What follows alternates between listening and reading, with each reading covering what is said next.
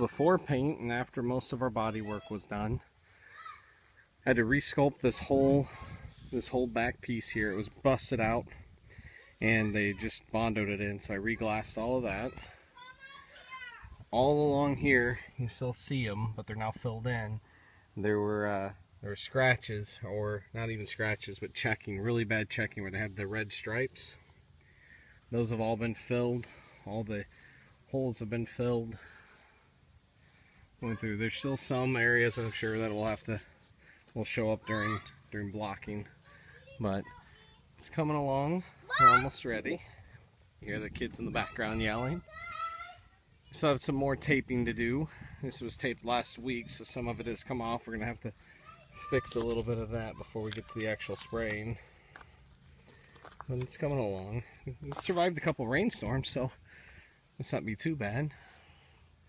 We're going to be using a product called Slick Sand, and that Slick Sand will hopefully fill and even some of this out. Here's the door that came out with the rain.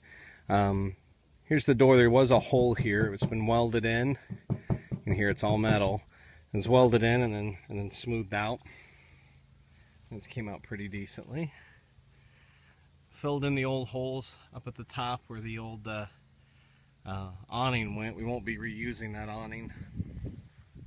Wasn't really much to our liking. And there's the other big pieces of fiberglass work we did.